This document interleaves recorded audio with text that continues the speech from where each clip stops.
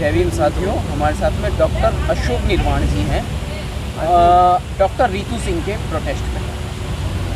जी sir, आप बुजुर्ग होने के नाते और 4 पीढ़ियां लगभग आपकी हो गई हैं पूरी कि बाबा साहेब के मूवमेंट्स में आज भी भारत से जातिवाद ख़त्म नहीं हो रहा है। डॉक्टर रितु सिंह जैसे ब्रिलियंट छात्र, स्टूडेंट, लेक्चरर, प्रोफेसर हमारे समाज के जातिवाद को झेल रहे हैं।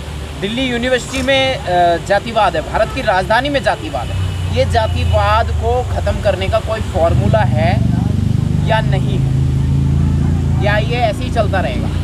सर्वप्रथम जय भीम, जय संविधान, नमो बुद्धाय। बाबा साहब ने एक बहुत बड़ा स्लोगन दिया था, शिक्षा वह शेरनी का दूध है, जो पिएगा वही दहाड़ेगा।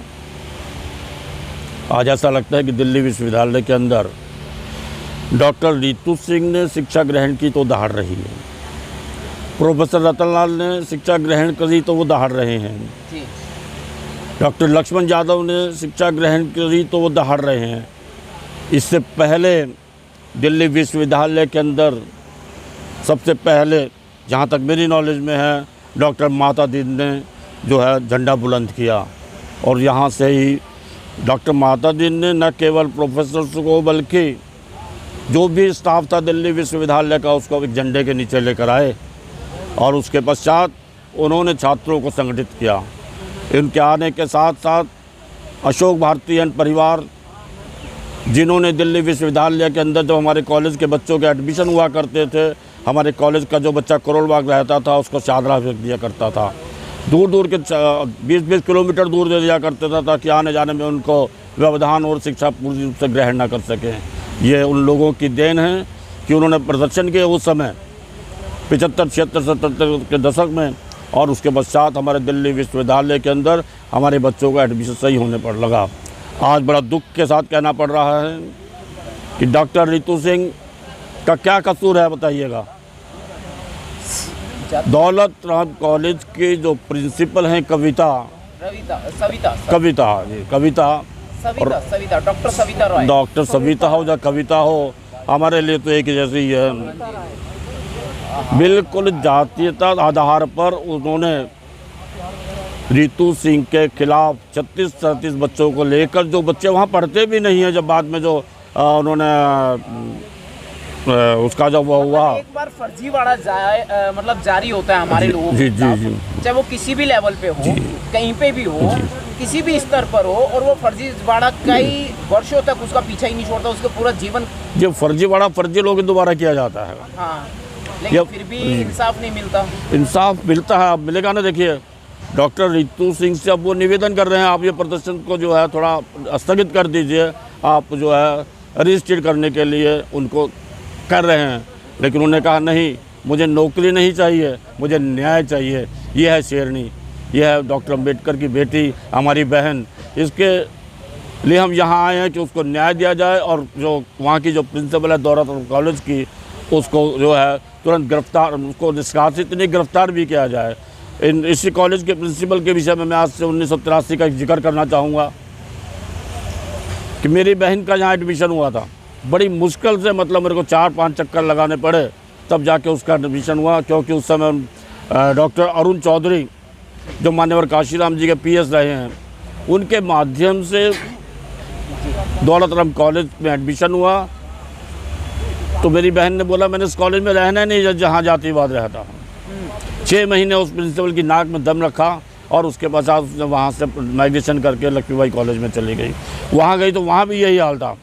तो दिल्ली विश्वविद्यालय में, क्योंकि मैं दिल्ली विश्वविद्यालय का स्टूडेंट यूनियन की कार्यकारिणी का मेंबर रहा हूँ, और उन जेटली जी के टाइम में वो तब देखा हमने, जाति तो जाति ही नहीं थी।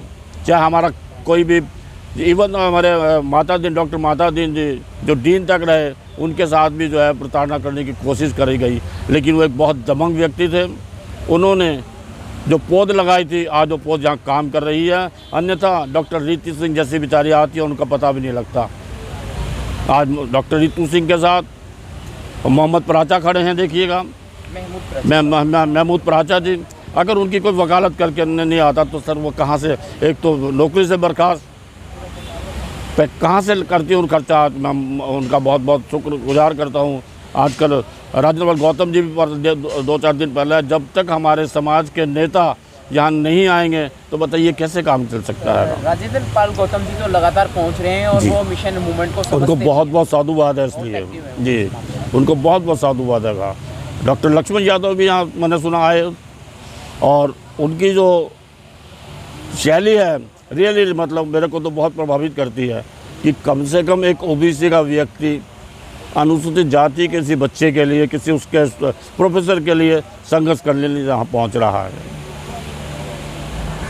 तो ये एक मेरा सवाल फिर वही है सर दोबारा से, ये हम जातियाँ ही भुगतते रहेंगे पीढ़ी दर पीढ़ी सदियों से लेकर अब तक, जबकि संविधान है भारत में, कानून है भारत में, लेकिन फिर भी मतलब हमें जातिगत प्रताड़ना इस हद तक झेलनी पड़ती है कि बहुत सारे लोगों के तो प्राण चले जाते हैं, बहुत सारे मामले सुर्खियों में नहीं आ पाते। वो मनुवाद है ना, जो मनुवाद का मकड़ जाल है वो इस तरीके से उलझाता है कि आदमी सुलझ ही नहीं पाता। बात तो अपनी जब संभल पाएगा, कह पाएगा, रख पाएगा।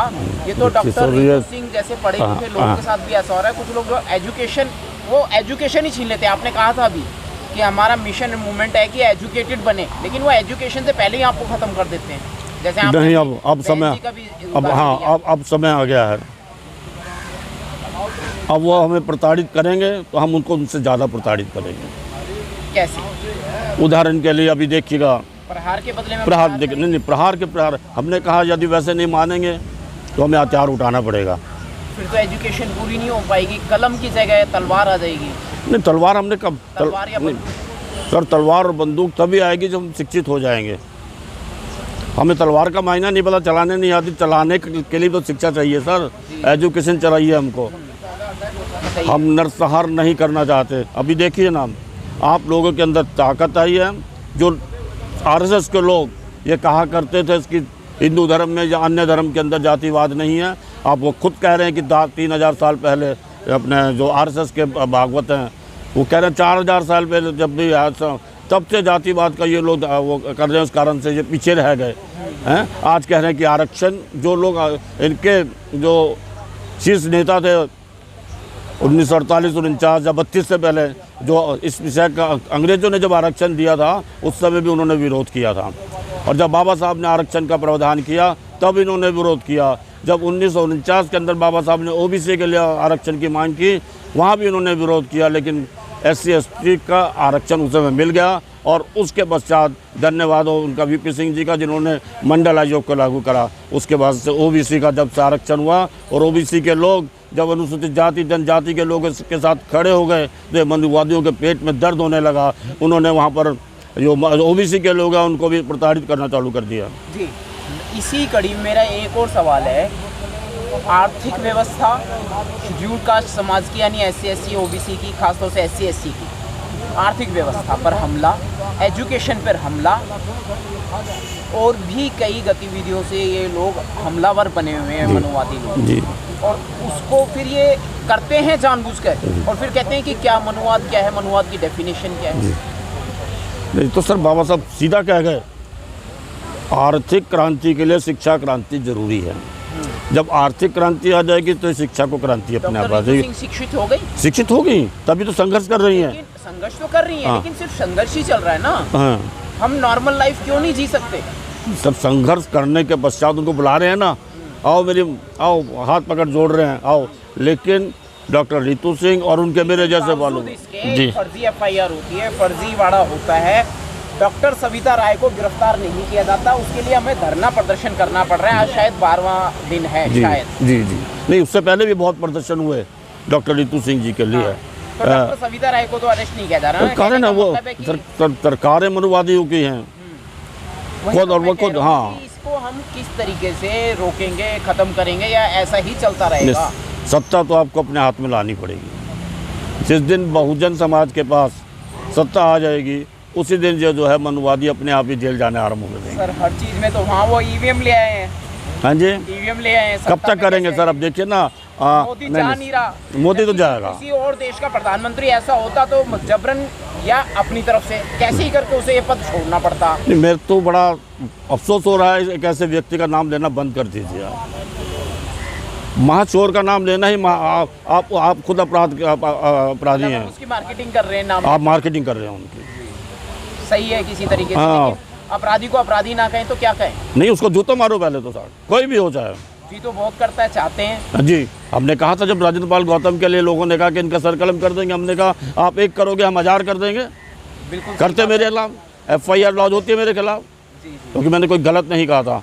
मैंने जब कहा था यदि बाबा साहब डॉक्टर अम्बेडकर ने 22 प्रतिज्ञा दिलाई थी तो उस समय क्यों नहीं उनका विरोध किया?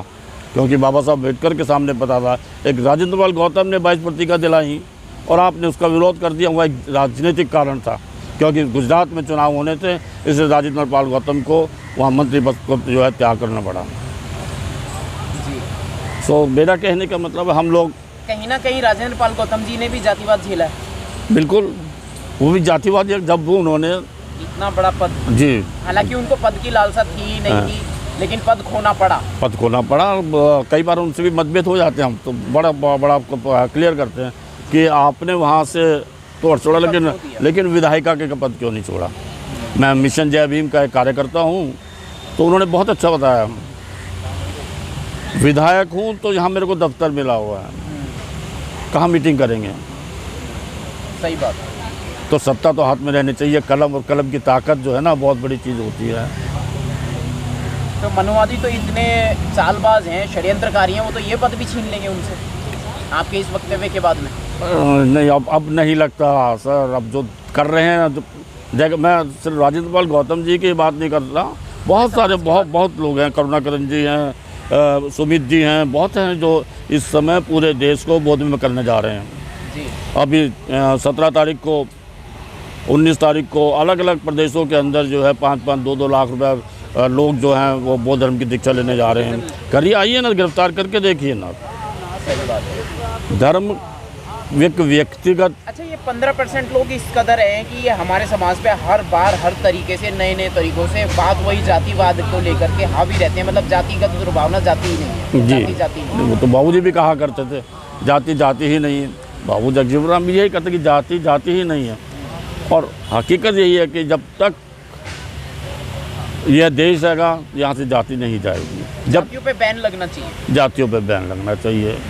जातियों पे जुर्माना होना चाहिए। जातियों पे जाति सूचक शब्द जब आता है ना, जैसे हम आजकल तो बड़ा लिख देते हैं, ग्रेट चमार लिख देते हैं, ग्रेट खटीक लिख देते हैं, ग्रेट वाल्मीकि लिख देते हैं, वर्गों में बटा हुआ, वर्गों में बटा रहता है, वो बटा रहता है। इसलिए हमको सिर्फ ग्रेट अम्बेडकर करना चाहिए, ग्रेट जय भीम करना चाहिए, ग्रेट बुद्धिज्म करना चाहिए। अभी जो हम जाति सूचक शब्दों का इस्तेमाल करते हैं, उन जाति सूचक शब्दों के इस्तेमाल का मैं घोर भर्त्सना करता हूँ। हमको सिर्फ हम हैं तो सिर्फ अम्बेडकर के सिपाही हैं।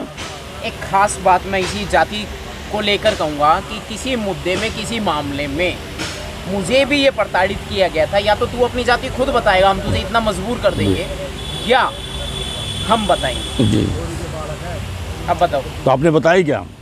मजबूरन आज कई बार मेरी वोकैबुलरी, मेरी शब्दावली हो जाती है कई बार। नहीं, वो शब्दावली मजबूरन, कठोर शब्दावली में नहीं कहना पड़ता है, कहना पड़ता है कई बार। तो इस विषय में तो मैं यही कहूँगा कि कोई आपसे जाति पूछा, जाति बताना कोई हीन भावना नहीं है। नहीं, वो तो हम बताते ही नहीं है। हाँ। लेकिन मतलब उनको दावा ठोकना पड़ता है कि भाई उन्होंने इतना मजबूर कर दिया कि हाँ इस जाति से हूँ, बोल। नहीं, वो तो चाहते यही है ना, इनके मुंह से करवाया जाए। जो जय भीम कर रहा है उससे पूछते हैं कौन सी जाति का है, चमार है, खटीक है, वाल्मीकि है, फलाना है, डिंका है। 6,743 में से एक। हाँ जी, 6,743 में एक। जी। मनुस्मृति के अनुसार जो भी हमें कहा गया है वही है, लेकिन मूल निवासी हैं। हम लोगों का जो मूल निवासी हैं अब एकत्रित हो रहे हैं। आप जो यहाँ संघर्ष देख रहे हैं ना, यहाँ दिल्ली में ही संघर्ष नहीं है, पूरे भारत के अंदर कुछ दिनों के बाद ये संघर्ष चालू होगा। और जो दौलत राम कॉलेज के प्रिंसिपल है वो निश्चित रूप से अरेस्ट होगी। जी हाँ, थोड़ा शायद समय लग सकता है, लेकिन अरेस्ट जरूर पक्का होगी। डॉक्टर अशोक निर्वाण जी समाज सेवी हैं, 4 पीढ़ी इन्होंने। गौतम जी